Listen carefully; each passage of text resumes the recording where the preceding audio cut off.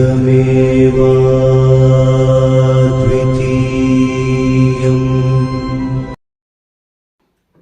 ನಮಸ್ಕಾರ ಸ್ನೇಹಿತರೆ, ನಿಮ್ಮೆಲ್ಲರಿಗೂ ಯೋಗ ಮಾಸ್ಟರ್ ಚಾನಲ್ಗೆ ಸ್ವಾಗತ ಸುಸ್ವಾಗತ.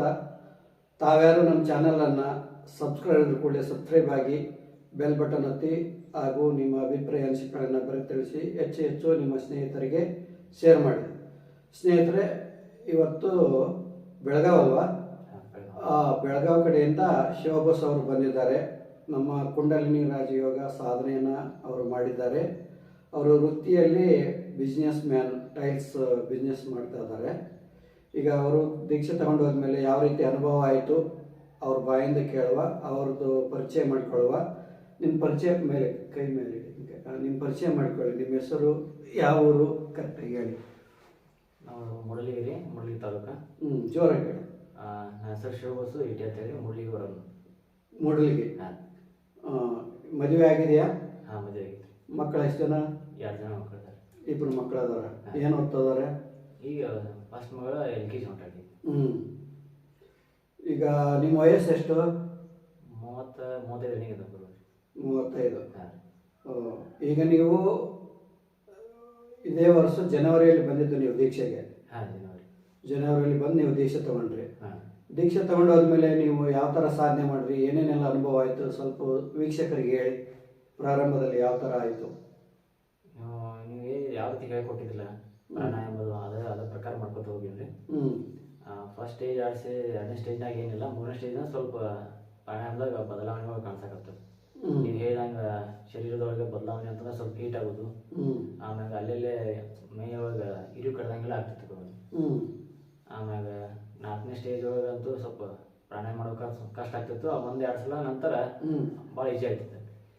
ಅದ ಪ್ರಾಣಾಯಾಮ ಮಾಡ್ತಾ ಇದ್ರೆ ಹಂಗೆ ಇನ್ನೂ ಮಾಡ್ಕೊತ ಹೋಗಪ್ಪ ಅನಿಸ್ತಿತ್ತು. ಆಮ್ಯಾಗ ಮುಂದೆ ಹಂಗೆ ಈಗ ಸ್ವಲ್ಪ ಬಾಡಿ ಎಲ್ಲ ಹಗೂರ ಆಗಿದ್ದು, ಪೂರಾ ಹಗರ ಆಗಿತ್ತು, ಲೈಟ್ ಆಗಿತ್ತು. ಗಾಳಿಯಲ್ಲಿ ತೇಲಾಡಿದ ಅನುಭವ ಅದೆಲ್ಲ ಆಗೈತ್ರಿ. ಆಮ್ಯಾಗ ಮೊದಲಿಗಿಂತನೂ ಈಗ ಏನೋ ಒಂದು ಕೆಲಸ ಮಾಡ್ಬೇಕಾರೆ ಎನರ್ಜಿ ಅಂದ್ರೆ ಫುಲ್ ಹುಮ್ಮಸ್ಸಾಗಿ ಬರ್ತೈತೆ ರೀ. ಮೊದಲ ಸ್ವಲ್ಪ ಸುಸ್ತು ಆಗ್ತೈತೆ. ಸ್ವಲ್ಪ ನಿಮ್ಗೆ ಯಾವ್ದಾದ್ರು ಕೆಲಸ ಮಾಡ್ಬೇಕಂದ್ರೆ ಸ್ವಲ್ಪ ಇನ್ನೂ ಮಾಡಬೇಕು ಅನ್ಸುತ್ತೆ, ಸುಸ್ತು ಅನ್ಸೋದಿಲ್ಲ. ಅನ್ಸೋದಿಲ್ಲ. ಎನರ್ಜಿ, ಯಾವುದೋ ಒಂದು ಎನರ್ಜಿ ಬಂದಂಗೆ ಆಗುತ್ತೆ. ಆಕ್ಟಿವ್ ಹೆಚ್ಚಾಗಿತ್ತು ಮಾತ್ರ. ಈಗ ಮನಸ್ಸು ಶಾಂತವಾಗಿದೆ. ಶಾಂತ ಆಗಿದೆ. ಮೊದಲು ಜಾಸ್ತಿ ಕೋಪ ಅಂದ್ರೆ ಸಿಟ್ಟು ಬಾರ ಬರ್ತೈತೆ. ಈಗ ಸ್ವಲ್ಪ ಸಿಟ್ಟು ಕಡಿಮೆ ಆಗಿದೆ. ಸಿಟ್ಟು ಕಮ್ಮಿ ಆಗಿದೆ ಅಂದ್ರೆ ಅದನ್ನ ಕಂಟ್ರೋಲ್ ಮಾಡೋ ಶಕ್ತಿ ಬಂದಂತ್ರಿ. ಮನಸ್ಸನ್ನು ಕಂಟ್ರೋಲ್ ಮಾಡೋ ಶಕ್ತಿ ಬಂದಿದೆ. ಈಗ ನಿಮ್ಗೆ ಇಂದ್ರಿಯಗಳು ಅದು ಬೇಕು, ಇದು ಬೇಕು, ಅದು ತಿನ್ಬೇಕು, ಇದು ತಿನ್ಬೇಕು, ಈ ರೀತಿ ಏನಾದ್ರು ಇದೆ ಈಗ? ಅದು ಏನಿಲ್ಲ, ಆ ಥರ ಏನಿಲ್ಲ. ಅದು ಮಾಡೋಕೆ, ಇದು ಮಾಡೋಕೆ, ಅದು ತಿನ್ಬೇಕು, ಇದು ತಿನ್ಬೇಕು ಅನ್ನೋದು ಯಾವುದೂ ಇಲ್ಲ. ನೀವಾಯ್ತು ನಿಮ್ಮ ಪಾಡಿ ನೀವು ಇರೋದು. ಈಗ ಧ್ಯಾನ ಕುಂತ್ಕೊಂಡ್ರೆ ನಿಮ್ಮನ್ನು ನೀವು ಮರಿತೀರಲ್ವಾ? ನಿಮ್ಮನ್ನು ನೀವು ಮರೆತು ಹೋಗ್ತೀರಿ. ಎಲ್ಲಿ ಕುಂತ್ಕೊಂಡ್ರೆ ನಮಗೆ ಗೊತ್ತಾಗೋದಿಲ್ಲ. ಸ್ವಲ್ಪ ಹೊತ್ತು ಕುಂತ್ಕೊಂಡಂಗೆ ಆಗಿರುತ್ತೆ, ಆದ್ರೆ ಅರ್ಧ ಗಂಟೆ 3/4 ಗಂಟೆ ಹೋಗ್ಬಿಟ್ಟಿರ್ತೀರಿ. ಇದು ಫೀಲ್ ಆಗ್ತಾ ಇದೆ ಅಲ್ವಾ? ಇದನ್ನ ತಲ್ಲೀನತೆ ಅಂತ ಕರೆಯೋದು. ಇದನ್ನೇ ತಲ್ಲೀನತೆ ಅಂತ ಕರೆಯೋದು. ನೀವು ಧ್ಯಾನದಲ್ಲಿ ಹೆಚ್ಚು ಒತ್ತು ಕೊಟ್ಟಿಲ್ಲ. ಸ್ನೇಹಿತರೆ, ಇವರು ಬೆಳಗ್ಗೆ ಪ್ರಾಣಾಯಾಮ ಮಾಡಿದ್ದಾರೆ, ಆಮೇಲೆ ದೇವಿ ಪಾರಾಯಣ ಮಾಡಿದ್ದಾರೆ. ಇವರು ವೃತ್ತಿಯಲ್ಲಿ ಈ ಟೈಲ್ಸ್ ಬಿಸ್ನೆಸ್ ಇರೋದ್ರಿಂದ ಎಷ್ಟು ಗಂಟೆಗೆ ಹೋಗ್ತೀರಿ ನೀವು ಅಂಗಡಿಗೆ? ಬೆಳಿಗ್ಗೆ ನಾವು 9 ಗಂಟೆಗೆ ಹೋಗ್ತೀವಿ. ಬೆಳಗ್ಗೆ 9 ಗಂಟೆ ಹೋದ್ರೆ ಬರೋದು ಯಾವಾಗ? ಮತ್ತೆ ಮಧ್ಯಾಹ್ನದಾಗ 1 ತಾಸು ಬಿಟ್ಟರೆ ಮತ್ತೆ ಸಾಯಂಕಾಲ 9 ಗಂಟೆ ಆಗುತ್ತೆ. 9-9:30 ಹಿಂಗೆ ಬರ್ತಾರೆ ಅವರು. ಸಂಜೆ ಬಂದರೂ ಕೂಡ ಸ್ವಲ್ಪ ಧ್ಯಾನದಿಂದ ಓದಿದ್ದಾರೆ. ಧ್ಯಾನ ಮಾಡೋದಕ್ಕೆ ಜಾಸ್ತಿ ಸಮಯವನ್ನು ಇವರು ಕೊಟ್ಟಿಲ್ಲ. ಧ್ಯಾನಕ್ಕೆ ಸಂಜೆಯಲ್ಲಿ ಧ್ಯಾನಕ್ಕೆ ಹೆಚ್ಚಿನ ಸಮಯವನ್ನು ಇವರು ಕೊಟ್ಟಿಲ್ಲ. ಇವರಿಗೆ ಸಮಯ ಇಲ್ಲದೆ ಇರೋದ್ರಿಂದ ಸಂಜೆ ಧ್ಯಾನವನ್ನು ಜಾಸ್ತಿ ಮಾಡಿಲ್ಲ. ಸಂಜೆ ಚೆನ್ನಾಗಿ ಧ್ಯಾನ ಮಾಡಿದರೆ ಅವರಿಗೆ ಇನ್ನೂ ಹೆಚ್ಚಿನ ಅನುಭೂತಿ, ಆನಂದದ ಅನುಭೂತಿ ಆಗ್ತಾ ಇತ್ತು.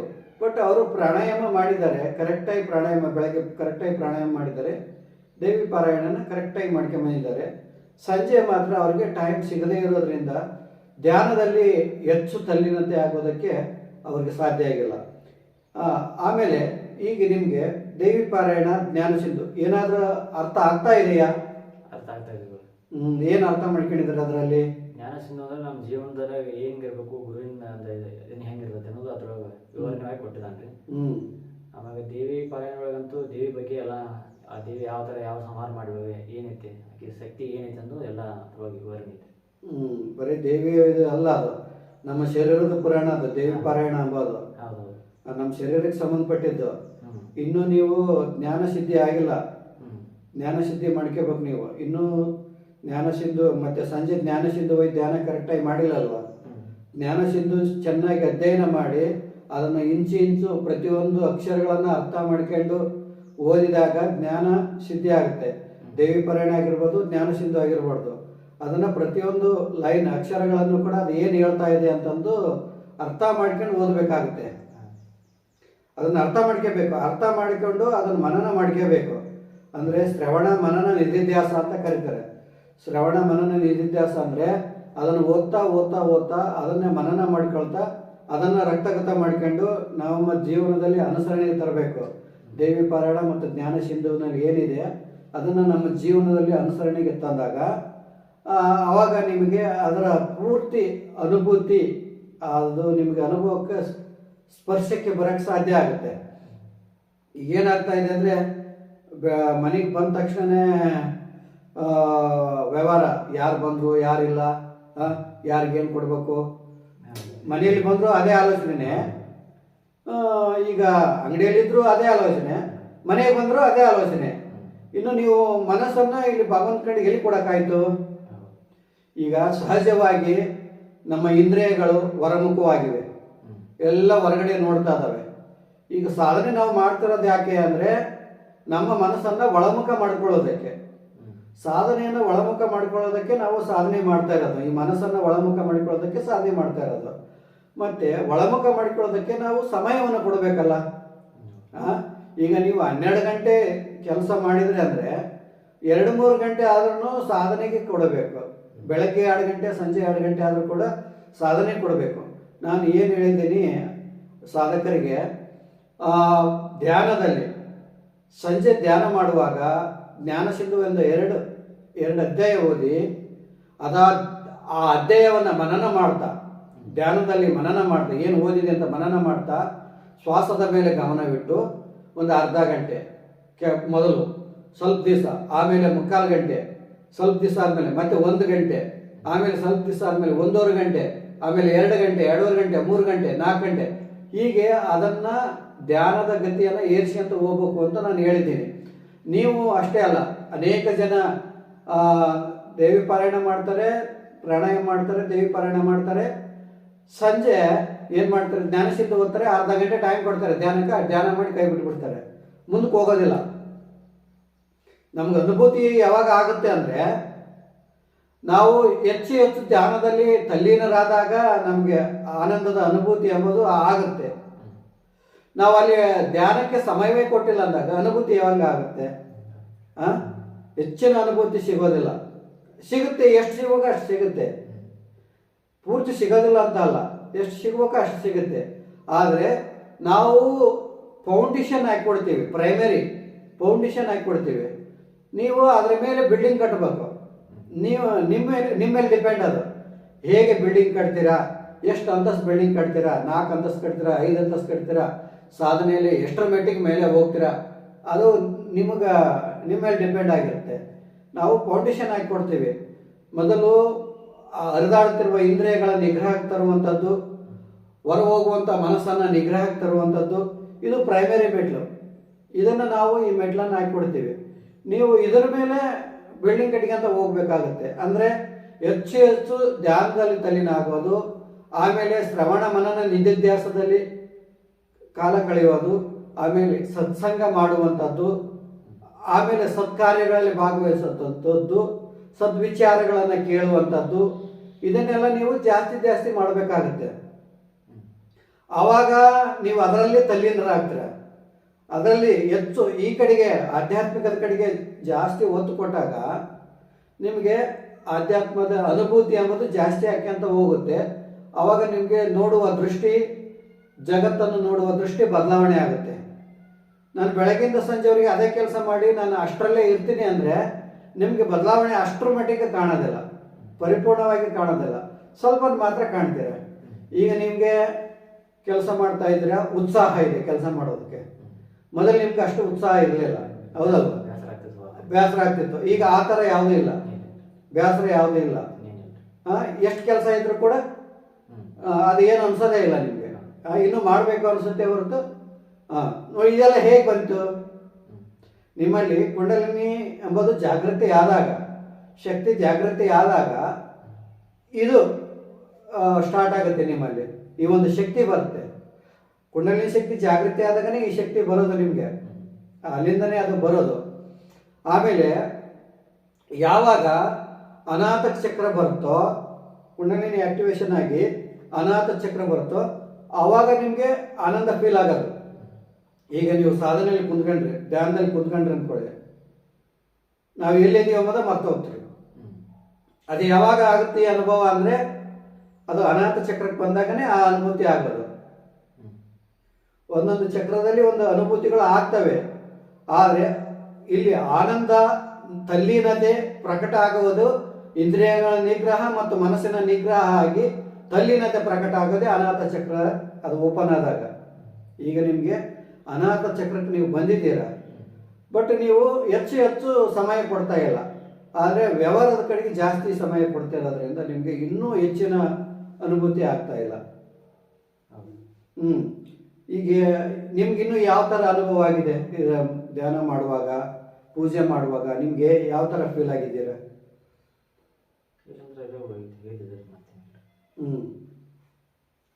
ಅಲ್ಲ, ನಿಮಗೆ ಇನ್ನೂ ಪೂಜೆ ಮಾಡಬೇಕು, ಭಕ್ತಿಯಲ್ಲಿ ತಲ್ಲೀನತೆ ಆಗುವಂಥದ್ದು ಆ ಥರ ಇದನ್ನು ಬೆಳಿಗ್ಗೆ ಇದೆಲ್ಲ ಮಾಡಿದ ನಂತರ ಇದನ್ನ ಗಾಯತ್ರಿ ಮಂತ್ರ ಎಲ್ಲ ಅಂತಂಗಿಲ್ಲ, ಅದನ್ನ ಒಂದ್ಸಲ ಅನ್ಲಿಲ್ಲ ಅಂದ್ರೆ ನನಗೆ ಮನುಷ್ಯ ಸಮಾನ ಆಗೋದಿಲ್ಲ. ಡೈಲಿ ಕಂಪಲ್ಸರಿ ಅನ್ಲೇಬೇಕು ಅನಿಸ್ತದೆ.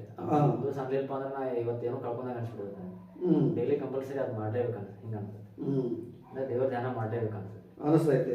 ಆದ್ರೆ ನಿಮ್ಮ ಸಮಯ ಇಲ್ಲ. ಬೆಳಿಗ್ಗೆ ಅಷ್ಟು ಸಮಯ ತೊಗೊಂಡು ನಾನು ಮಾಡ್ತೇನೆ. ಬೆಳಿಗ್ಗೆ ಎಷ್ಟು ಗಂಟೆಗೆ ಎದ್ದು ಹೇಳ್ತೀರಾ ನೀವು? 3-3:30 ಎದ್ದಿರ್ತೀನಿ. 3:30 ಎದ್ದು ಎಲ್ಲ ಪ್ರಾಣಾಯಾಮ ಹೇಳಿದ್ರೆ ಅದೆಲ್ಲ ಮುಗಿಸ್ಕೊಂಡು ದೇವಿ ಪೂಜೆ ಮಾಡಿ ದೇವಿ ಸಿಂಧು ಓದಿ ನಂತರ ಮತ್ತೆ ನಾ ಧ್ಯಾನ ಮಾಡ್ತೇನೆ. ಬೆಳಗ್ಗೆ ದೇವಿ ಪಾರಾಯಣ ಮಾಡ್ತಾನೆ, ಧ್ಯಾನ ಸಿದ್ಧಿಲ್ಲ. ಅದೇ ದೇವಿ ಪಾರಾಯಣ ಮಾಡ್ತಾನೆ. ದೇವಿ ಪಾರಾಯಣ ಮಾಡಿ ಆಮೇಲೆ ಮತ್ತೆ ಧ್ಯಾನ ಮಾಡ್ತೀರಾ? ಧ್ಯಾನ ಅರ್ಧ ಗಂಟೆ ಧ್ಯಾನ ಮಾಡ್ತೇನೆ. 108 ಸಲ ಗಾಯತ್ರಿ ಮಂತ್ರ, ಆಮೇಲೆ ನಾನು ಇಷ್ಟು ಗುರು ಅಂದ್ರೆ ಪರಮಾತ್ಮನ 108 ಸಲ, ಒಂದು 4 ಸಲ ಇದು ಮಾಡ್ತಾರೆ. ಒಂದು 4ರಿಂದ 5 ಸಲ 108 ಸಲ ಇದು ಮಾಡ್ತಾರೆ. ಗಾಯತ್ರಿ ಜಪ ಮಾಡ್ತಾರೆ. ಆಮೇಲೆ ಧ್ಯಾನ ಮಾಡ್ತಾರೆ. ಧ್ಯಾನ ಬೆಳಗ್ಗೆ ಎಷ್ಟೊತ್ತು ಧ್ಯಾನ ಮಾಡ್ತೀರಾ ನೀವು? ಅದೇ ಹೆಚ್ಚು ಕಡಿಮೆ ಒಂದು ಅರ್ಧ ಗಂಟೆ ಆರಾಮ್ಸೆ ಆಗುತ್ತೆ. ಅರ್ಧ ಗಂಟೆ. ಅದು ಇನ್ನೂ ಜಾಸ್ತಿ ಆಗ್ಬೇಕು ಟೈಮು. ಮತ್ತು ನನಗೆ ಸಮಯ ಜಾಸ್ತಿ ಸಿಗೋದಿಲ್ಲ, ಹೀಗಾಗಿ ಕನಿಷ್ಠ ಬೆಳಗ್ಗೆ ಈಗ ನಿಮಗೆ ಕನಿಷ್ಠ 1 ಗಂಟೆನಾದ್ರೂ ಮಾಡಬೇಕು ಧ್ಯಾನ. ಈಗ ಸಂಜೆ ಬರ್ತೀರಾ, ಎಷ್ಟು ಗಂಟೆಗೆ ಬರ್ತೀರಾ ಮನೆಗೆ? ಸಂಜೆ ಬರೋಕೆ 9-9:30 ಆಗುತ್ತೆ. 9:30 ಆಗುತ್ತೆ. ಬಂದ್ಮೇಲೆ ಏನು ಮಾಡ್ತೀರಾ? ಫ್ರೆಶ್ ಆಗಿ ಮತ್ತೆ ನಾನು ದೇವ್ರ ಸ್ವಲ್ಪ ದೀಪ ಉದ್ಗಡೆ ಹಚ್ಚಿ ಆಮ್ಯಾಗ ಇದನ್ನು ಓದ್ತೀನಿ, ಧ್ಯಾನ ಸಿಂಧು ಓದ್ತೇನೆ. ಎಷ್ಟೊತ್ತಾಗುತ್ತೆ ಧ್ಯಾನ ಸಿಂಧು ಓದಕ್ಕೆ? ಒಂದು ಅಧ್ಯಾಯ ಓದಾಕ ಒಂದು 15 ನಿಮಿಷ ಅಥವಾ 20 ನಿಮಿಷ ಬೇಕು. ಆಮೇಲೆ ಓದ್ಬೇಕಂದ್ರೆ ಧ್ಯಾನ ಎಷ್ಟೊತ್ತು ಮಾಡ್ತೀರಾ ಸಂಜೆ? ಧ್ಯಾನ ಭಾಳ ಒಂದು 15 ನಿಮಿಷ. ಯಾಕಂದ್ರೆ ಟೈಮ್ ಇರೋಲ್ಲ, 10:30 ಆಗತ್ತೆ. ಮತ್ತೆ ಆಮೇಲೆ ಊಟ ಮಾಡಿ ಮಾಡ್ಕೋಬೇಕಂದ್ರೆ ಮತ್ತೆ 3 ಗಂಟೆಗೆ ಹೇಳ್ಬೇಕಲ್ಲ, ಸಮಯ ಸಿಗೋದಿಲ್ಲ. ಹಿಂಗಾಗಿ ಜಾಸ್ತಿ ಮಾಡೋಕ್ಕಾಗಂಗಿಲ್ಲ. ಅದನ್ನೇ ವೀಕ್ಷಕರು ಹೇಳ್ತಾ ಇದ್ದೀನಿ ನೋಡಿ, ಅವ್ರಿಗೆ ಸಮಯ ಸಿಗ್ತಾ ಇಲ್ಲ. ಅದು ವ್ಯವಹಾರ, ಫುಲ್ ವ್ಯವಹಾರ ಅವ್ರದ್ದು. ಬೆಳಗ್ಗೆ ಹೋದವ್ರು ಸಂಜೆ 9:30 ಬರ್ತಾರೆ. ಹಾಗಾಗಿ ಮಾಡಬೇಕು ಧ್ಯಾನ ಸಿಂಧು, ಜಸ್ಟ್ ಓದ್ತಾ ಇದ್ದಾರೆ. ಆದರೆ ಅವ್ರಿಗೇನಿರುತ್ತೆ ಗೊತ್ತಾ, ಬೆಳಗ್ಗೆಯಿಂದ ಸಂಜೆ ಅವ್ರಿಗೆ ವ್ಯವಹಾರ ಮಾಡಿರ್ತಾರಲ್ವ, ಅವರು ಧ್ಯಾನ ಮಾಡ್ತಾ ಇದ್ರು ಅದೇ ವ್ಯವಹಾರ ಬರುತ್ತೆ, ಜ್ಞಾನ ಸಿಂಧು ಓದ್ತಾ ಇದ್ರು ಅದೇ ವ್ಯವಹಾರ ಬರುತ್ತೆ. ಹೌದು ತಾನೆ? ಮತ್ತೆ ಅಧ್ಯಾತ್ಮ ಕಡೆ ಒಲವ ಹೋಗ್ಬೇಕು, ಹೆಚ್ಚು ಸಮಯ ಕೊಡಬೇಕು ಆಧ್ಯಾತ್ಮಕ. ಅವಾಗ ಅದು ಅನುಭೂತಿ ಅದೆಲ್ಲ ಆಗಕ್ಕೆ ಸ್ಟಾರ್ಟ್ ಆಗುತ್ತೆ. ನೀವು ಅಲ್ಲಿ ಎಡುತ್ತಾ ಇದ್ದೀರಾ ಈಗ, ಹೌದಾ? ಈಗ ನೀವು ಜ್ಞಾನ ಸಿಂಧುವನ್ನ, ದೇವಿ ಪಾರಾಯಣವನ್ನು ಸರಿಯಾಗಿ ಅರ್ಥ ಮಾಡ್ಕೊಂತ ಹೋಗ್ಬೇಕಾಗುತ್ತೆ. ನೀವು ಮಾಡಬೇಕಾಗುತ್ತೆ, ನಿಮಗೆ ಟೈಮ್ ಇಲ್ಲ. ಈಗ 6 ತಿಂಗಳ 7 ತಿಂಗಳು ಅಂತ, ಈಗ ನೀವು ದೀಕ್ಷೆ ತಗೊಂಡು 6-7 ತಿಂಗಳಾದರೂ ಕೂಡ ಎಲ್ಲರಿಗೂ 6 ತಿಂಗಳ 1 ವರ್ಷ ನಾನು ಕೊಟ್ಟಿರ್ತೀನಿ. ಆದರೆ ನೀವು ಇನ್ನೂ ಭಾಳ ದಿವಸ ಮಾಡಬೇಕು, ವರ್ಷಗಳೇ ಮಾಡಬೇಕಾಗುತ್ತೆ. ಅದು ಎಲ್ಲ ಇನ್ನೂ ನೀವು ಸ್ಫೂರ್ತಿ ಸ್ಪರ್ಶ ಆಗಬೇಕು ಅಂದರೆ ವರ್ಷಗಟ್ಟಲೆ ಏನು 2-3 ವರ್ಷ ನೀವು ಮಾಡ್ತಾ ಇರಬೇಕು. ಅವಾಗ ಹೋಗ್ತಾ ಹೋಗ್ತಾ ಹೋಗ್ತಾ ಹೋಗ್ತಾ ಸ್ವಲ್ಪ ಅನುಭೂತಿ ಆಗುತ್ತೆ. ಆದರೆ ನಾನು ನಿಮ್ಗೆ ಏನು ಹೇಳೋದಂದರೆ, ಸಾಧ್ಯವಾದಷ್ಟು ಹೆಚ್ಚಿನ ಸಮಯ ಕೂಡ ಪ್ರಯತ್ನ ಮಾಡಿ.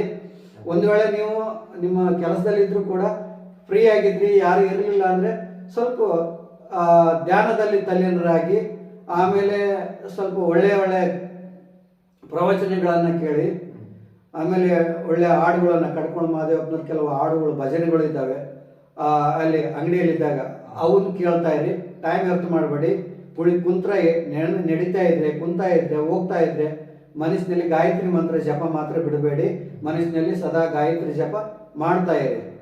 ಈ ಥರ ನೀವು ಮಾಡಿ. ನಿಮ್ಗೆ ಸಮಯ ಸಿಗಲಿಲ್ಲ ಅಂದ್ರೆ ಕೂಡ ಮಾನಸಿಕವಾಗಿ ಆದ್ರೂ ಗಾಯತ್ರಿ ಜಪ, ಮಾನಸಿಕವಾಗಿನೂ ಗಾಯತ್ರಿ ಜಪ ಮಾಡ್ಬೋದು. ನೀವು ಹೋಗ್ತಾ ಇರುವಾಗ, ಮಲಗಿದಾಗ, ಕುಂತುವಾಗ, ಕೆಲಸ ಮಾಡ್ತಿರುವಾಗ, ಅಂಗಡಿಯಾಗ ಫ್ರೀ ಇದ್ದಾಗ ಗಾಯತ್ರಿ ಜಪ ಮಾಡಿ. ಫ್ರೀ ಇದ್ದಾಗ ಕುಂತ್ಕೊಂಡು ತಲ್ಲೀನರಾಗಿ ಧ್ಯಾನ ಮಾಡಿ. ಫ್ರೀ ಯಾವಾಗಲೂ ಏನು ಬಿಜಿ ಇರೋದಿಲ್ಲ, ಅವಾಗ ಸುಡು ಸಿಗುತ್ತೆ. ಫ್ರೀ ಆದಾಗ ಸ್ವಲ್ಪ ಅವಾಗ ಸ್ವಲ್ಪ ಧ್ಯಾನದ ಕಡೆಗೆ ಒಲವು ಕೊಡಿ. ಕಣ್ಣು ಮುಚ್ಕೊಂಡು ಸ್ವಲ್ಪ ಹೊತ್ತು ಧ್ಯಾನ ಮಾಡಿ. ಹೆಚ್ಚು ಧ್ಯಾನಕ್ಕೆ ನೀವು ಟೈಮ್ ಕೊಡಿ. ನೀವು ಸಂಜೆನೇ ಮಾಡ್ಬೇಕಂಬುದೇನಿಲ್ಲ, ಮಧ್ಯಾಹ್ನನೂ ಮಾಡ್ಬೋದು. ನೀವು ಟೈಮ್ ಫ್ರೀ ಸಿಕ್ತೋ ನೀವು ನೆಲದಲ್ಲೇ ಕುಂತ್ಕೊಂಡು ಮಾಡ್ಬೇಕಂಬುದೇನಿಲ್ಲ. ನೀವು ಅಂಗಡಿಯಲ್ಲಿ ಚೇರಲ್ಲಿ ಕುಂತ್ಕೊಂಡಾಗ ಅಲ್ಲೇ ಚಕ್ರ ಹಾಕೊಂಡು ಕುಂತ್ಕೊಂಡು ತಲ್ಲೀನರಾಗಿ ಧ್ಯಾನವನ್ನು ಮಾಡ್ಬೋದು. ನೋಡಿ, ಇಲ್ಲೇ ಮಾಡ್ಬೇಕು ಅಲ್ಲೇ ಮಾಡ್ಬೇಕಂಬುದೇನಿಲ್ಲ. ಯಾಕಂದರೆ ನಾವು ಪ್ರಾರಂಭದಲ್ಲಿ ಅದು ಕೊಟ್ಟಿರ್ತೀವಿ, ಜಾಗ ಚೇಂಜ್ ಮಾಡಬಾರ್ದು, ಇದೇ ದಿಕ್ಕಿನಲ್ಲಿ ಮಾಡಬೇಕು, ಇಲ್ಲೇ ಕುಂತ್ಕೊಂಡು ಮಾಡಬೇಕು ಅಂತ. ಅದು ಪ್ರೈಮರಿ ಮೆಟ್ಲು. ಈಗ ಅದು ಮುಗಿದಿದೆ ನಿಮ್ಮದು, 6 ತಿಂಗಳು 7 ತಿಂಗಳು ಮುಗೀತಿ ನಿಮ್ಮದು. ಈಗ ನೀವು ಎಲ್ಲಿ ಬೇಕಾದ್ರೂ ಮಾಡ್ಬೋದು. ಒಂದು ಆಮೇಲೆ ನಿಮಗೆ ಸಮಯ ಸಿಕ್ಕಾಗ ಎಲ್ಲಾದರೂ ಏಕಾಂತ ಸ್ಥಳಕ್ಕೆ ಹೋಗಿ. ಭಾನುವಾರ ರಜೆ ಇದ್ದರೆ, ರಜೆ ಇದ್ದ ದಿವಸ ಯಾವಾಗ ಅಂಗಡಿ ಕ್ಲೋಸ್ ಮಾಡಿದರೆ ಎಲ್ಲಾದರೂ ಏಕಾಂತ ಸ್ಥಳ ಇದ್ದರೆ, ಸುತ್ತಮುತ್ತ ಯಾವುದಾದ್ರೂ ದೇವಸ್ಥಾನ, ಏಕಾಂತದಲ್ಲಿ ದೇವಸ್ಥಾನ, ಅಲ್ಲಿ ಯಾವುದು ಜನಗಳು ಹೋಗೋದಿಲ್ಲಪ್ಪ, ಗಲಾಟೆ ಇಲ್ಲ, ಅಂತಹ ಸ್ಥಳದಲ್ಲಿ ಹೋಗಿ ಸ್ವಲ್ಪ ಕುಳಿತುಕೊಂಡು ಬರೋಕ್ಕೆ ಪ್ರಯತ್ನ ಮಾಡಬೇಕು. ಎಲ್ಲ ಸಾಧಕರಿಗೆ ನಾನು ಹೇಳ್ತಾ ಇದ್ದೀನಿ, ನಿಮಗೆ ಸಮಯ ಸಿಕ್ಕರೆ, ಫ್ರೀ ಆಗಿದ್ರೆ ಅಲ್ಲಿ ಇಲ್ಲಿ ಹೋಗಿ ಟೈಮ್ ವೇಸ್ಟ್ ಮಾಡೋಕ್ಕಿಂತ ಒಂದು ಜಾಗ ನೋಡಿಕೊಳ್ಳಿ.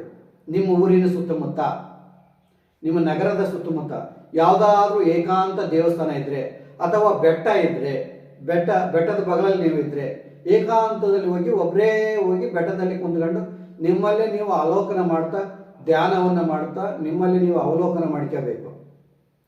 ನಾವು ಪ್ರೈಮರಿ ಕಲಿಸ್ತೀವಿ, ಪ್ರೈಮರಿ ಮೆಟ್ಲು ಹಾಕಿಕೊಡ್ತೀವಿ. ನೀವು ಇದ್ರ ಮೇಲೆ ಬಿಲ್ಡಿಂಗ್ ಕಟ್ಕೊಂತ ಹೋಗ್ಬೇಕಾದವ್ರು ನೀವು.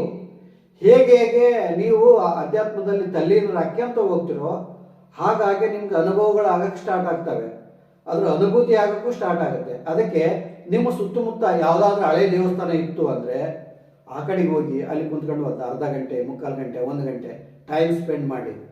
ಸುಮ್ಮನೆ ಈ ಹೋಟೆಲ್ಗಳಿಗೆ ಹೋಗೋದು, ಬಾರ್ಗಳಿಗೆ ಹೋಗೋದು, ಅವ್ರ ಫ್ರೆಂಡ್ಗಳ ಜೊತೆ ಅಲ್ಲಿ ಇಲ್ಲಿ ಕಾಲಹರಣ ಮಾಡೋದು, ಈ ಥರ ಯಾವುದು ಮಾಡೋಕ್ಕೆ ಹೋಗಬೇಡಿ. ನಿಮ್ಮ ಕರ್ತವ್ಯ ಏನಿದೆ, ಕೆಲಸ ಏನಿದೆ, ಡ್ಯೂಟಿ ಏನಿದೆ ಮಾಡಿ.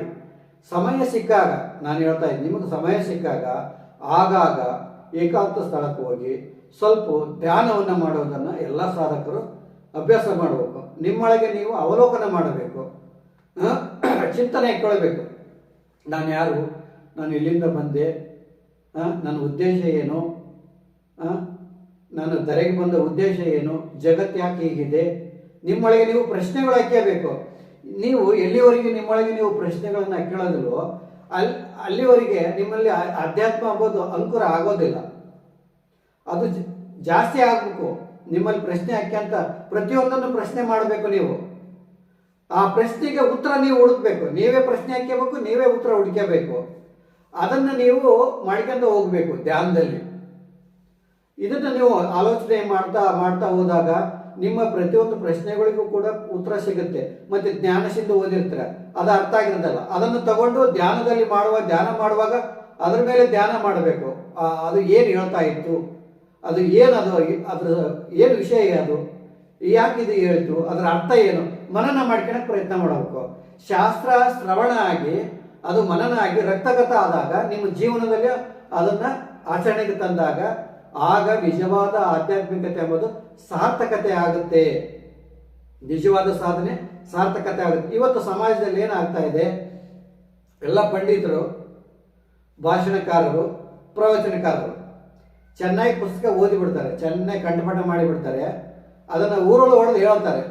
ನೋಡೋರು ಏನು ಅನ್ಕೋಬೇಕು, ಓ ಇವರು ಮಹಾಜ್ಞಾನಿ, ಇವರು ಮಹಾ ತಪಸ್ವಿ, ಇವರು ಮಹಾಪಂಡಿತರು ಅಂತ ಜನ ಅವರಿಂದ ಹೋಗಕ್ಕೆ ಸ್ಟಾರ್ಟ್ ಮಾಡ್ತಾರೆ. ಅವರಿಗೆ ಪುಸ್ತಕವನ್ನು ಓದಿ ಅದನ್ನು ಹೇಳೋದು ಅವರಿಗೆ ಅದು ಕರಗತ ಆಗಿಬಿಟ್ಟಿರುತ್ತೆ. ಅಷ್ಟಕ್ಕೆ ಅವರು ಸೀಮಿತ ಆಗಿರ್ತಾರೆ. ಆದರೆ ಒಬ್ಬ ಸಾಧಕ ಬಂದರೆ ಅವರಿಗೆ ಮಾರ್ಗದರ್ಶನ ತೋರಿಸಿ ಅವನನ್ನು ಆ ಬ್ರಹ್ಮ ಪದವಿ ಆನಂದದ ಸ್ಥಿತಿಗೆ ಕರ್ಕೊಂಡು ಹೋಗೋಕ್ಕೆ ಅವ್ರಿಗೆ ಯೋಗ್ಯತೆ ಇರೋದಿಲ್ಲ, ಸಾಮರ್ಥ್ಯ ಇರೋದಿಲ್ಲ. ಇದನ್ನು ಸಾಧಕರು ಮನಗಾಣಬೇಕು. ಯಾರು ನಿಮ್ಮನ್ನು ಮುಕ್ತಿಯ ಕಡೆಗೆ, ಗುರಿಯ ಕಡೆಗೆ ಕರ್ಕೊಂಡು ಹೋಗಲ್ರಂದರೆ ಯಾರು ಆಧ್ಯಾತ್ಮಿಕ ಸಾಧನೆಯನ್ನು ಮಾಡಿರ್ತಾನೋ, ಸ್ವಂತ ಸಾಧನೆಯನ್ನು ಮಾಡಿರ್ತಾನೋ, ಸ್ವಂತ ಸಾಧನೆ ಮಾಡಿ ಪೂರ್ಣತೆಯನ್ನು ಪಡೆದಿರ್ತಾನೋ, ಸಮಾಧಿ ಸ್ಥಿತಿಯನ್ನು ಅನುಭವಿಸಿರ್ತಾನೋ ಅಂಥವನು ನಿಮ್ಮನ್ನು ಸರಿದಾರಿಯಲ್ಲಿ ಕರ್ಕೊಂಡು ಹೋಗಿ ಗುರಿ ಮುಟ್ಟಿಸಬಲ್ಲ. ಆದರೆ ಕೇವಲ ಶಾಸ್ತ್ರವನ್ನು ಅಧ್ಯಯನ ಮಾಡಿಬಿಟ್ಟು ಉರುಳೊಡೆದಂಗೆ ಹೇಳಿಬಿಟ್ಟು ಜಗತ್ತಿನ ಕಡೆಗೆ ಮಹಾಜ್ಞಾನಿಯಾಗಿ ಕಂಡುಬಿಟ್ರೆ ಅಂಥವರು ನಿಮ್ಮನ್ನು ಸಾಧನೆ ಪದದಲ್ಲಿ ಕರ್ಕೊಂಡೋಗಿ ಮುಟ್ಟಿಸ್ತಾರೆ ಅಂತ ಯಾವತ್ತೂ ಅನ್ಕೊಳಕ್ಕೆ ಹೋಗಬೇಡಿ. ಯಾಕಂದರೆ ಎಲ್ಲರಿಗೂ ಆ ಸಾಮರ್ಥ್ಯ ಇರೋದು, ಎಲ್ಲೇ ಒಬ್ಬರಿಗೆ ಇರ್ಬೋದು, ಎಲ್ಲರಿಗೂ ಆ ಸಾಮರ್ಥ್ಯ ಇರೋದಿಲ್ಲ. ಆದರೆ ದೀಕ್ಷೆ ತಗೋಬೇಕು, ಮಾರ್ಗದರ್ಶನ ಪಡಿಬೇಕಂದ್ರೆ ಸಾಧನೆ ಮಾಡಿದ ಸಾಧಕನ ಹತ್ರನೇ ಮಾರ್ಗದರ್ಶನ ಪಡ್ಕೊಂಡ್ರೆ ನಿಮಗೆ ಯಾವುದೇ ರೀತಿಯಲ್ಲಿ ಗೊಂದಲ ಆಗೋದಿಲ್ಲ. ಇಲ್ಲ ಅಂದರೆ ನಿಮ್ಗೆ ಗೊಂದಲ ಆಗುತ್ತೆ. ಅವ್ರು ಎಷ್ಟು ತಿಳಿದಿರುತ್ತೆ ಅಷ್ಟು ಹೇಳ್ತಾರೆ. ಅವ್ರಿಗೆ ಎಷ್ಟು ತಿಳಿದಿರುತ್ತೆ ಅಷ್ಟನ್ನೇ ಅವ್ರು ಹೇಳೋದು. ಅರ್ಧಂಬರ್ಧ ತಿಳ್ಕೊಂಡಿರ್ತಾರೆ. ಅವ್ರು ಅರ್ಧ ತಿಳ್ಕೊಂಡಿದ್ರೆ ನಿಮಗೆ ಗಿರ್ದ ಹೇಳ್ತಾರೆ. ಅವಾಗ ನಿಮ್ಗೆ ಏನು ಅರ್ಥ ಆಗುತ್ತೆ? ಹಿಂಗಾಗೋ ಸಂಭವ ಇರುತ್ತೆ. ಅದಕ್ಕೋಸ್ಕರ ನಿಜವಾದ ಸಾಧನೆ ಮಾಡಿದ ಸಾಧಕರ ಹತ್ರ ದೀಕ್ಷೆ ತಗೊಂಡು ಸಾಧನೆಯಲ್ಲಿ ಮುನ್ನುಗ್ಗಬೇಕು.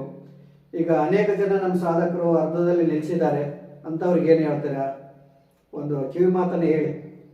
ಕಿವಿ ಮಾತಂದ್ರೆ ಏನು ಹಿಡಿಯುತ್ತೋ ಅದು ನಾವು ಪರಿಪೂರ್ಣವಾಗಿ ಮಾಡಿದ್ರೆ ಅದ್ರ ಅನುಭವ ಏನೋ ನಮ್ಗೆ ಗೊತ್ತಾಗುತ್ತೆ. ಈಗ ಏನು ಮಾಡ್ತಾರೆ ಅಂದರೆ ನಾನು ಮಾಡಿಬಿಡ್ತೀನಿ ಅಂತಂದು ಆರಂಭ ಶುರುವಾಗಿ ಬಂದ್ಬಿಡ್ತಾರೆ. ಎರಡನೇ ಮೂರನೇ ಸ್ಟೆಪ್ ಮಾಡೋಕ್ಕಾಗದೆ ನಿಂತ್ಕೊಂಡ್ಬಿಡ್ತಾರೆ. ಹಿಂಗಾಗ್ತಾ ಇದೆ. ಅವ್ರಿಗೆ ಕಿವಿ ಮಾತನ್ನು ಹೇಳಿ. ಇಲ್ಲಿ ಏನಿಲ್ಲ, ಇದರಲ್ಲಿ ಪ್ರಾಣಾಯಾಮ ಮಾಡ್ಬೇಕಾದ್ರೆ ಸ್ವಲ್ಪ ತೊಂದರೆ ಅನಿಸುತ್ತೆ ಅಷ್ಟೇ ರೀ. ಸ್ವಲ್ಪ ಒಂದು 2-3 ಸಲ ಅಷ್ಟೇ ಹಂಗಾಗುತ್ತೆ ಸ್ಟಾರ್ಟಿಂಗ್ನಾಗ. ಮುಂದೆ ಮಾಡಿದ್ರೆ ಅವ್ರಿಗೆ ಅದು ಭಾಳ ಈಸಿ ಆಗಿಬಿಡುತ್ತೆ ರೀ. ಅದ್ರ ಫೀಲಿಂಗ್ ಅವ್ರಿಗೆ ಅವ್ರಾಗ ಸ್ವತಃ ಅನುಭವ ನಿಮ್ಗೆ ಬಂದು ಹೇಳೋಂಗೆ ಆಗ್ತೈತೆ. ಅವ್ರು ಏನು ಮಾಡ್ತಾರೆ ಅಂದರೆ ಸ್ವಲ್ಪ ಕಷ್ಟ ಆದ ತಕ್ಷಣ ಯಪ್ಪ ಇದು ಮಾಡೋಕ್ಕಾಗೋದಿಲ್ಲ ಅಂತ ಭಯ ಬಿದ್ದು ನಿಂತ್ಕೊಂಡ್ಬಿಡ್ತಾರೆ. ನನಗೂ ಸ್ಟಾರ್ಟಿಂಗ್ ಹೆಂಗಾಗಿತ್ತು ಬಿಡಿ. ನಾನು ಏನಂತಿದ್ದೆ ಅಂದರೆ ನನ್ನ ಪ್ರಾಣ ಹೋದ ಪರವಾಗಿಲ್ಲ, ದೇವ್ರ ಪಾದಾಗ ಅರ್ಪಿಸ್ಬಿಡ್ತೀನಿ ಅಂತ ಅನ್ಕೊಂಡು ನಾನು ಮಾಡ್ತೀನಿ. ಇದು ಮುಖ್ಯ ನೋಡಿ. ಯಾವುದೇ ಸಾಧನೆ ಮಾಡ್ಬೇಕಂದ್ರೆ ಅದು ಪ್ರಾಣ ಹೋದ್ರೂ ಚಿಂತೆ ಇಲ್ಲ. ನಾನು ಭಗವಂತನ ಅನುಗ್ರಹ ಪಡ್ಕೊಂತೀನಿ. ಅದಕ್ಕೋಸ್ಕರ ನನ್ನ ಪ್ರಾಣ ಹೋದ್ರೆ ಚಿಂತಿಲ್ಲ. ಛಲ, ಇದಕ್ಕೆ ಛಲ ಅಂತಾರೆ. ಎಲ್ಲಿ ಯಾವಾಗ ಸಾಧಕರ ಹತ್ರ ಛಲ ಬಂತೋ ಆವಾಗ ಅವನು ಯಾವ ಸಾಧನೆಯಲ್ಲಿದ್ರೂ ಬೇಕಾದ್ರೆ ಉನ್ನತಿ ಸಾಧಿಸ್ತಾನೆ. ಎಂಥದ್ದಿದ್ರೂ ಕೂಡ ಅವನು ಗುರಿ ಮುಟ್ತಾನೆ. ಆ ಛಲ ಸಾಧಕರಲ್ಲಿ ಬರಬೇಕು. ಅಂಥ ಛಲ ಬಂದಾಗ ಮಾತ್ರ ಅವರು ಗುರಿ ಮುಟ್ಟಕ್ಕೆ ಸಾಧ್ಯ. ಆಮೇಲೆ ನಿಮ್ಗೆ ಸುಲಭ ಆಯ್ತಲ್ವಾ ಆ ಥರ ಅನ್ಕೊಂಡ್ಮೇಲೆ? ಭಾಳ ಈಸಿ ಆಯ್ತು. ಇನ್ನೂ ಜಾಸ್ತಿ ಅದ ಇನ್ನೂ ಅದ್ರ ಹೆಚ್ಚಿನ ಮಾಡ್ಬೋದು ಇನ್ನೂ ಕೂಡ ಜಾಸ್ತಿ ಮಾಡ್ಬೋದು ಎಂಬ ಕೆಪಾಸಿಟಿನೂ ನಿಮಗೆ ಬಂತು. ನೋಡಿ ಸ್ನೇಹಿತರೆ, ನೀವು ಸಾಧನೆ ಮಾಡಬೇಕು, ಏನಾದರೂ ಸಾಧಿಸ್ಬೇಕು. ನೀವು ಅನೇಕ ತೊಂದರೆಯಲ್ಲಿ ಇರ್ತೀರ, ಸಮಸ್ಯೆಗಳಲ್ಲಿ ಇರ್ತೀರ. ಅದರಿಂದ ಹೊರಗಡೆ ಬರಬೇಕು. ನೀವು ಸಮಾಜದಲ್ಲಿ ಒಳ್ಳೆಯ ಮಟ್ಟಕ್ಕೆ ಬರಬೇಕು, ಪ್ರಾಪಂಚಿಕವಾಗಿ ಒಂದು ಒಳ್ಳೆಯ ಲೆವೆಲಿಗೆ ಬರಬೇಕು ಅಂದರೆ ನಿಮಗೆ ಪ್ರಾರಬ್ಧ ಕರ್ಮಗಳು ಅಂತ ಇರ್ತವೆ, ಅವು ನಿಮ್ಮನ್ನು ಅಡ್ಡ ಆಗ್ತವೆ. ನಿಮಗೆ ಪ್ರಾರಬ್ಧ ಕರ್ಮವನ್ನು ಕಳ್ಕೊಳ್ಳೋದಕ್ಕೆ ಬೆಸ್ಟ್ ಮಾರ್ಗ ಇದು ಕುಂಡಲಿ ರಾಜಯೋಗ ಮಾರ್ಗ. ನೀವು ಪ್ರಾರಬ್ಧ ಕರ್ಮವನ್ನು ಕಳ್ಕೊಂಡ್ರೆ ಆಮೇಲೆ ನಿಮಗೆ ಲೌಕಿಕವಾಗಿ ಆಧ್ಯಾತ್ಮಿಕವಾಗಿ ಎರಡಕ್ಕೂ ಕೂಡ ಇದು ಸಪೋರ್ಟ್ ಮಾಡುತ್ತೆ. ಯಾಕಂದ್ರೆ ಹಿಂದೆ ಗುರುಕುಲದಲ್ಲಿ ಇದನ್ನ 12 ವರ್ಷ ಗುರುಕುಲದಲ್ಲಿ ಬ್ರಹ್ಮವಿದ್ಯಾ ಎಂಬುದು 12 ವರ್ಷ ಕಂಪಲ್ಸರಿ ಇತ್ತು. ಇಲ್ಲಿ ಧರ್ಮ, ಅರ್ಥ, ಕಾಮ, ಮೋಕ್ಷ ಅಂದ್ರೆ ಮೊದಲು ಧರ್ಮ ಅಂದ್ರೆ ಏನು ಅಂತ ತಿಳ್ಕೊಂಡು ಧರ್ಮದ ಮೇಲೆ ಅಂದ್ರೆ ಸತ್ಯದ ಮೇಲೆ ಪ್ರಾಮಾಣಿಕವಾಗಿ ದುಡ್ಡನ್ನು ಸಂಪಾದಿಸುವುದು, ಅರ್ಥವನ್ನು ಸಂಪಾದನೆ ಮಾಡೋದು. ಆಮೇಲೆ ಧರ್ಮಬದ್ಧವಾಗಿ ಕಾಮವನ್ನು ಅನುಭವಿಸುವಂಥದ್ದು. ಧರ್ಮಬದ್ಧವಾಗಿ ನೀವು ಮೋಕ್ಷವನ್ನು ಪಡ್ತೀರ. ಧರ್ಮ, ಅರ್ಥ, ಕಾಮ, ಮೋಕ್ಷ. ಈ ಮೊದಲು ಈ ಸ್ಥಿತಿ ಋಷಿಮುನಿಗಳ ಕಾಲದಾಗ ಇದೆಲ್ಲ ಇತ್ತು. ಈ ಮೆಗಲ ಶಿಕ್ಷಣ ಬಂದ ಮೇಲೆ ಇದೆಲ್ಲ ನಾಶಿಯಾಗಿ ಹೋಗಿದೆ. ಅದನ್ನು ನಾವು 1 ವರ್ಷ 12 ವರ್ಷ ಮಾಡೋದನ್ನು 1 ವರ್ಷದ ಕೋರ್ಸ್ ಆಗಿ ಬ್ರಹ್ಮವಿದ್ಯೆನ ನಾವು ನಿಮ್ಗೆ ಕೊಡ್ತಾ ಇದ್ವಿ. ಇದು ಸಾಧನೆ ಮಾಡಿದ ಮೇಲೆ ನೀವು ಆಧ್ಯಾತ್ಮಿಕವಾಗಿಯೂ ಕೂಡ ಉನ್ನತಿಯನ್ನು ಪಡಿತೀರಾ, ಮತ್ತು ಲೌಕಿಕದಲ್ಲಿಯೂ ಕೂಡ ನೀವು ಮೇಲೆ ಬರ್ತೀರ. ನಿಮ್ಗೆ ಯಾವುದೇ ರೀತಿಯ ತೊಂದರೆಗಳಿದ್ರೆ, ಮಾನಸಿಕವಾಗಿ ಸಮಸ್ಯೆಗಳಿದ್ದೆ, ಗೊಂದಲಗಳಿದ್ರೆ, ಏನಪ್ಪ ಎಲ್ಲೆಲ್ಲೋ ತಿರುಗುತ್ತಾ ಇದ್ದೀನಿ ನನಗೆ ಏನೂ ಸಿಗ್ತಾ ಇಲ್ಲ ಅಂದರೆ ಅಂಥವ್ರು ಬಂದು ದೀಕ್ಷೆ ತಗೊಂಡು ಸಾಧನೆ ಮಾಡಿದರೆ ನಿಮ್ಮ ಸಮಸ್ಯೆಯಿಂದ ಹೊರಗಡೆ ಬರ್ತೀರಾ, ಅದಕ್ಕೆ ದಾರಿ ಸಿಗುತ್ತೆ. ಆಮೇಲೆ ನೀವು 1 ವರ್ಷದಲ್ಲಿ ನಿಮ್ಮ ಬದಲಾವಣೆ, ನಿಮ್ಮ ಚಿಂತನೆ, ನಿಮ್ಮ ಜೀವನದ ಸ್ಥಿತಿನೇ ಬದಲಾವಣೆ ಆಗುತ್ತೆ. ನಾವು ಕುಂಡಲಿನಿ ರಾಜಯೋಗ ದೀಕ್ಷೆಯನ್ನ ಆನ್ಲೈನ್ನಲ್ಲಿ ಕೊಡ್ತೀವಿ, ಆಫ್ಲೈನ್ನಲ್ಲಿ ಕೊಡ್ತೀವಿ. ನೋಡಿ, ನಾವು ನಮ್ಮ ಗುರುಕುಲದಲ್ಲಿ ಏನು ಇಟ್ಕೊಳೋದಿಲ್ಲ, ನಮ್ಮ ಹತ್ರ ಏನು ಇಟ್ಕೊಳೋದಿಲ್ಲ. ನೀವು ನಿಮ್ಮ ಮನೆಯಲ್ಲೇ ಕುಂತ್ಕೊಂಡು ನಮ್ಮದು ಫೋನ್ಪೇ ಇರುತ್ತೆ, ಗುರುದಕ್ಷಿಣೆ ಅಲ್ಪ ಗುರು ಕಾಣಿಕೆ ಇರುತ್ತೆ, ಫೋನ್ಪೇ ಮಾಡಿಬಿಟ್ಟು ಮನೆಯಿಂದನೇ ದೀಕ್ಷೆ ತಗೊಂಡು ನಿಮ್ಮ ಮನೆಯಲ್ಲೇ ಸಾಧನೆ ಸ್ಟಾರ್ಟ್ ಮಾಡ್ಬೋದು. ಒಂದು ಚಿಕ್ಕ ಕೋಲೆ ಮಾಡ್ಕೊಂಡು ಅಥವಾ ಒಂದು ದೇವ್ರ ಮನೆ ಸಪ್ರೇಟ್ ಆಗಿ ಅಥವಾ ಸಪ್ರೇಟಾಗಿ ಒಂದು ರೂಮ್ ಮಾಡ್ಕೊಂಡು ಅಲ್ಲೇ ಕುಂತ್ಕೊಂಡು ಸಾಧನೆಯನ್ನು ನೀವು ಪ್ರಾರಂಭ ಮಾಡ್ಬೋದು. ಹೆಣ್ಮಕ್ಳಾಗಿರ್ಬೋದು, ಗಂಡು ಮಕ್ಕಳಾಗಿರ್ಬೋದು, ಅಲ್ಲೇ ಸಾಧನೆ ಮಾಡ್ಬೋದು. ನೀವು ನಮ್ಮ ಹತ್ರ ಬರಲೇಬೇಕು ಎಂಬುದೇನಿಲ್ಲ. ಆನ್ಲೈನಲ್ಲಿ ಬೇಕಾದ್ರೆ ದೀಕ್ಷೆ ತಗೋಬೋದು. ಇಲ್ಲೇ ಬೆಂಗಳೂರು ನಿಯರ್ನಲ್ಲಿ ಇದ್ದೀವಿ, ಇಲ್ಲ ನಮ್ಮ ಟೈಮ್ ಇದೆ, ನಿಮ್ಮ ಫೇಸ್ ಟು ಫೇಸ್ ನೋಡಿ ದೀಕ್ಷೆ ತಗೊಂತೀವಿ ಅನ್ನೋದಾದ್ರೆ ನೇರವಾಗಿ ಬಂದು ಕೂಡ ಪ್ರತಿ ಭಾನುವಾರ ದೀಕ್ಷೆ ಕೊಡ್ತೀವಿ, ಬೆಂಗಳೂರಿಗೆ ಬಂದು ದೀಕ್ಷೆ ತಗೋಬೋದು. ಇಲ್ಲ ನಮಗೆ ಬರೋಕ್ಕೆ ಆಗೋದಿಲ್ಲ ಅಂದರೆ ನೀವು ಆನ್ಲೈನಲ್ಲಿ ಯಾವ ಬೇಕಾವಾಗ ನೀವು ದೀಕ್ಷೆ ತಗೋಬೋದು. ದೀಕ್ಷೆ ತಗೊಂಡು ನಿಮ್ಮ ಮನೆಯಲ್ಲೇ ಕುಂತ್ಕೊಂಡು ಸಾಧನೆ ಮಾಡ್ಬೋದು. 6 ತಿಂಗಳ ಕರೆಕ್ಟಾಗಿ ಸಾಧನೆ ಮಾಡಿ, 1 ವರ್ಷದ ಕೋರ್ಸು ಕರೆಕ್ಟಾಗಿ 1 ವರ್ಷ ಸಾಧನೆ ಮಾಡಿ ನಿಮ್ಮ ಜೀವನ ಎಷ್ಟು ಬದಲಾವಣೆ ಆಗಿರುತ್ತಂತೆ ನೀವೇ ನೋಡ್ಕೋಬೋದು. ಆಮೇಲೆ ವಿದ್ಯಾರ್ಥಿಗಳು ಈಗ ಫೇಲ್ ಆಗಿರ್ತಾರೆ, ಅಂಥವ್ರಿಗೆ ಏನು ಕೆಲಸ ಇರೋದಿಲ್ಲ, ಈ 1 ವರ್ಷದ ಕೋರ್ಸನ್ನು ಮಾಡ್ಬೋದು. ಆಮೇಲೆ ಡಿಗ್ರಿ ಮುಗಿದಿರುತ್ತೆ, ಇನ್ನು ಕಾಂಪಿಟೇಷನ್ ಎಕ್ಸಾಮ್ ಬರೀಬೇಕು ಅಂತ ಇರ್ತಾರೆ, ಅಂಥವರು ಕೂಡ ಈ ಕೋರ್ಸ್ 1 ವರ್ಷದ ಕೋರ್ಸ್ ಮಾಡಿದರೆ ಮೆಮೊರಿ ಪವರ್ ಜಾಸ್ತಿ ಆಗುತ್ತೆ, ಏಕಾಗ್ರತೆ ಜಾಸ್ತಿ ಆಗುತ್ತೆ, ಏಕಾಗ್ರತೆ ಶಕ್ತಿ ಆಗುತ್ತೆ. ನೀವು ಕಾಂಪಿಟೇಷನ್ ಎಕ್ಸಾಮ್ ಬರೆಯೋದಕ್ಕೆ ಇದು ಅನುಕೂಲ ಆಗುತ್ತೆ. ನೀವು ಕಾಂಪಿಟೇಷನ್ನಲ್ಲಿ ಫಸ್ಟ್ ಬರ್ತೀರಾ, ಆಮೇಲೆ ನಿಮಗೆ ಜಾಬ್ ಸಿಗುತ್ತೆ, ನೀವು ಸಮಾಜದಲ್ಲಿ ಒಂದು ಸ್ತರಕ್ಕೆ ಬರ್ತೀರ. ಅದಕ್ಕೋಸ್ಕರ ಈ ಕುಂಡಲಿನಿ ರಾಜಯೋಗವನ್ನು ವಿದ್ಯಾರ್ಥಿಗಳು ಕಂಪಲ್ಸರಿ ಮಾಡಬೇಕು. ಹೆಣ್ಣು ಹುಡುಗರಾಗಿರ್ಬೋದು, ಗಂಡು ಹುಡುಗರಾಗಿರ್ಬೋದು, ಕಂಪಲ್ಸರಿ ಈ ಸಾಧನೆಯನ್ನು ನೀವು ಮಾಡಿ. ಆಮೇಲೆ ನಮ್ಮದು ಅಲ್ಪ ಗುರುಕಾಣಿಕೆ ಇರುತ್ತೆ, ಅಲ್ಪ ಗುರುಕಾಣಿಕೆಯಿಂದ ನಮ್ಮ ಗುರುಕುಲ ನಡೆಯುತ್ತೆ. ಅಲ್ಪ ಗುರುಕಾಣಿಕೆಯನ್ನು ಸಲ್ಲಿಸಿ ನೀವು ದೀಕ್ಷೆಯನ್ನು ತೆಗೆದುಕೊಂಡು ಸಾಧನೆಯನ್ನು ಮಾಡ್ಬೋದು. ಮತ್ತೇನು ಹೇಳಕ್ ಬಯಸ್ತೀರಾ ವೀಕ್ಷಕರಿಗೆ? ಅದು ಪ್ರಾರಬ್ಧ ಕ್ರಮ ಅಂತಂದಿರಲ್ಲ, ನಾನು ಸ್ಟಾರ್ಟಿಂಗ್ ಮಾಡ್ಬೇಕಾದ್ರೆ ಸ್ವಲ್ಪ ನನಗೂ ಅಡೆತಡೆಗಳು ಬಂದಿದ್ವು. ಬರುತ್ತೆ. ನಾನು ವ್ಯಾಪಾರ ಅಂತೂ ಎಕ್ದಮ್ ಡಲ್ ಆಗಿಬಿಟ್ಟೈತ್ರಿ. ಆನಂತರ ನಾನು ಮನೆಯಿಂದ ಹೋಗಿ ಒಂದು 10-15 ನಿಮಿಷ ಆಗಿರ್ತಿಲ್ಲ, ನಮ್ಮ ಮಗ ಎಲ್ಲೋ ಇದು ಟೇಬಲ್ ಮೇಲೆ ಬಿದ್ದ ಕೇಸಿಂದ ತಲೆ ಪಡಿಸ್ಕೊಂಡ್ಬಿಟ್ಟಿದ್ದು. ಸಾಯಂಕಾಲ 6-7 ಗಂಟೆ ಸುಮಾರು ಆಯ್ತು. ಅವ್ನು ಕರ್ಕೊಂಡು ದವಾಖಾನಿಗೆ ಹೋಗಿ ಬರ್ಬೇಕಂದ್ರೆ 12 ಗಂಟೆ ಆಗಿತ್ತು. ಆದ್ರೂ ನಾನು ಬಿಡಲಿಲ್ಲ ಸರ್, ರಾತ್ರಿ ಬಂದ ಕೇಸಿಂದ ಅದ ಎಲ್ಲ ಮಾಡ್ಬೇಕಾಗಿತ್ತು, ಎಲ್ಲ ಮಾಡಿ ಮುಡ್ಕೊಂಡ್ಬಿಟ್ಟಿತ್ತು.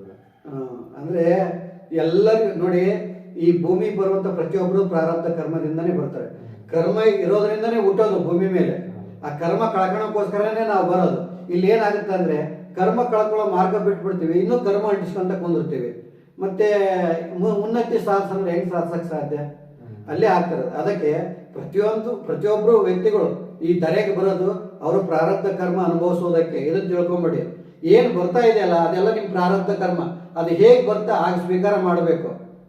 ನಾವು ಅದನ್ನ ಗುಣಗಾಡೋದು, ಅದನ್ನ ಅಳೋದು, ಚೀರೋದು, ಮೈಗೊಯ್ ಅನ್ನೋದು ಅದೆಲ್ಲ ಸಮಾಜ ಇರೋದು ಹಾಗೆ, ಇದು ಭೂಮಂಡಲಿ ಇರೋದು ಹಾಗೆ, ಪ್ರಪಂಚ ಇರೋದು ಹಾಗೆ. ಇದೆಲ್ಲ ಮಾಯ ಮೋಹದಿಂದ, ಇದು ಮಾಯ ಮೋಹದಿಂದ ಆವರಿಸಲ್ಪಟ್ಟಿದೆ. ಸುಖ ದುಃಖಗಳಿಂದ ಇದು ಆವರಿಸಲ್ಪಟ್ಟಿದೆ. ಅದಕ್ಕೆ ಪರಿಹಾರ ಏನಂದ್ರೆ ಮಾರ್ಗದರ್ಶನ, ಗುರುಗಳ ಮಾರ್ಗದರ್ಶನದಲ್ಲಿ ಸಾಧನೆ ಮಾಡಿ ಮಾಯ ಮೋಹ ಚಕ್ರದಿಂದ ಹೊರಗಡೆ ಬಂದು ನೋಡ್ಬೇಕು, ಹೊರಗಡೆ ಬಂದು ನಿಲ್ಬೇಕು. ಓ ಇದು ಇಷ್ಟೇ ಅಂತಂದು ಪದ್ಮಪತ್ರದ ಎಲೆಯಾಗೆ, ಅಂದ್ರೆ ನೀರಿನಲ್ಲಿದ್ರು ನೀರಿನ ಅಂಟಿಸ್ಕೊಳ್ಳೋದಂಗೆ, ನಾವು ಪ್ರಪಂಚದಲ್ಲಿದ್ರು ಕೂಡ ಪ್ರಪಂಚ ಅಂಟಿಸ್ಕೊಳ್ಳೋದಂಗೆ ಕೇವಲ ಸಾಕ್ಷಿ ಭಾವದಿಂದ ಜಗತ್ತನ್ನು ಕಾಣ್ತಾ ನಾವು ಸಾಧನೆಯಲ್ಲೇ ಮುಂದುವರಿಬೇಕು, ಜೀವನವನ್ನ ಮಾಡಬೇಕು. ಅವಾಗ ನಿಮ್ಗೆ ಯಾವುದು ತೊಂದರೆ ಅನ್ಸೋದಿಲ್ಲ, ಅದು ಯಾವುದು ಕಷ್ಟ ಅನ್ಸೋದಿಲ್ಲ. ಎಷ್ಟು ಕಷ್ಟ ಬಂದರೂ ಕೂಡ ನಿಮಗೆ ಕಷ್ಟ ಅನ್ಸೋದಿಲ್ಲ. ಅದನ್ನ ಅಂತ ಒಂದು ಪಾಠವನ್ನ ನಮ್ಮ ಕುಂಡಲಿನಿ ರಾಜಯೋಗ ಕಲಿಸಿಕೊಡುತ್ತೆ. ನೀವು ಕುಂಡಲಿನಿ ರಾಜಯೋಗ ದೀಕ್ಷೆ ಪಡ್ಕೊಂಡು ಸಾಧನೆಯಲ್ಲಿ ಆಸಕ್ತಿ ಇದ್ದವರು ಮುಂದುವರಿಬಹುದು ಅಂತ ಇಲ್ಲಿಗೆ ನಮ್ಮ ವಿಡಿಯೋ ಮುಗಿಸ್ತಾ ಇದ್ದೀವಿ.